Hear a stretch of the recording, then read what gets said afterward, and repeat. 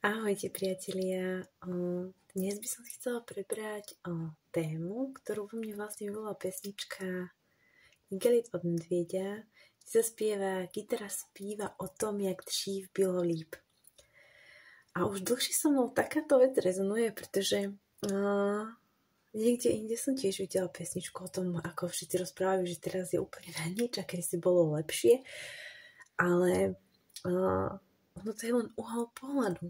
Ono v tej dobe nebolo lepšie. Uvedomovali si tí ľudia, ktorí teraz o tom spievajú, že vtedy bolo lepšie? Vtedy vnímali život tak, ako vnímajú teraz. Alebo dobre z toho ich uhla pohľadu, ako to vnímali vtedy. Ale v tom momente, keď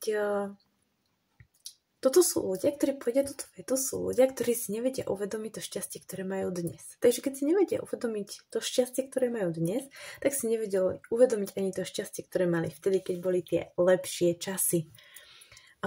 Tie lepšie časy začali vnímať až s odstupom času, pretože už tie veci možno, že majú nejaké spracované, majú odžité, nebo si na to zvykli. Alebo si na to zvykli.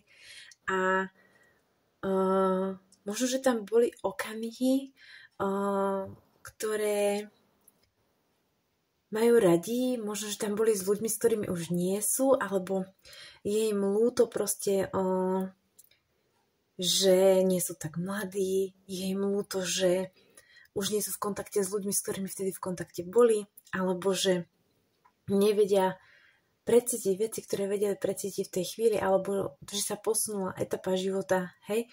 Povieme si, Bože, ako to bolo fajn, keď sme boli malí. Ale keď sme boli malí, tak nám to neprišlo tak fajn. Tak nám neprišlo fajn, že teraz som malý a je mi tak strašne fajn. Aké bolo želanie malých detí? Aby boli konečne dospelí, že?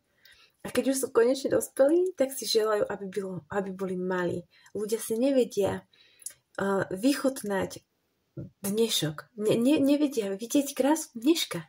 Proste furt sa ako keby sústredia na to zlé, čo ich stretáva a vypichujú si zo života to. Prečo si nedokážu zo života vypichnúť to, že ráno som vstal a cítim vôňu vetra, hreje ma slnko a proste prečo toto nie sú priority ľudí? Prečo sú priority ľudí hľadať, čo som stratil a čo som nenašiel? Čo mi dnešok nedal. Však dal nám toľko veľa vecí a minulosť, tým, že budeme chodiť do minulosti a budeme sa trápiť, lebo to sa trápime, keď chodíme do minulosti a hovoríme si, Bože, vtedy nám bolo tak dobre a hovoríme si, a teraz mi je na nič. Tým, keď povieme, že v minulosti mi bolo dobre, tak si hovorím, že dneska mi je na nič. Ale keď som mala dnes v tej minulosti, tak mi nebolo tak dobré, ako keď sa teraz na ňu pozerám. To znamená, že mi teraz niečo chýba. Ale to chýbanie nie je to, že by sme niečo nemali, ale my si to neuvedomujeme. My si nedokážeme niekedy naše problémy a situácie, ktoré sa dejú okolo, natoľko pohltia, že si potom nedokážeme uvedomiť krásu každého dňa. Tie situácie nás niekedy dokážu úplne zastaviť. Dokážu ovládnuť našu myseľ, dokážu ovládnuť každú minútu nášho života a veľakrát sú to situácie, s ktorými nemôžeme nič robiť. Nič. Nech si ich obracáme z každej strany, tak ani jedna strana sa nám nezdá fajn, ani jedno riešenie sa nám nezdá dobré, nedokážeme prísť na nejaké iné riešenie. A miesto toho, aby sme to nechali tak, pretože naučme sa meniť to, čo môžeme meniť a správame preto maximum, aby sme to mohli zmeniť. Ale naučme sa nechať plynúť to, čo sme nemôžeme. Pretože možno zrovna na to nie je vhodná chvíľa, alebo možno nemám vedomosť. Možno ešte potrebujem niečo do tej skladačky, aby som pochopila, aby mi zaplo. Aha, tak tu je to riešenie. Lenže keď nebudeme vnímaví a keď nebudeme žiť dnešný život a budú nám unikať veci okolo nás, ktorých môžu byť znamenia, ktoré nám môžu pomôcť túto skladačku doplniť.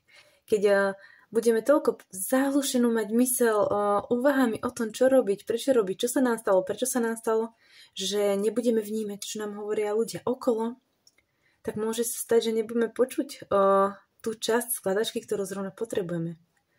Ono je dôležité veci riešiť, ale je dôležité nájsť v tom rovnováhu.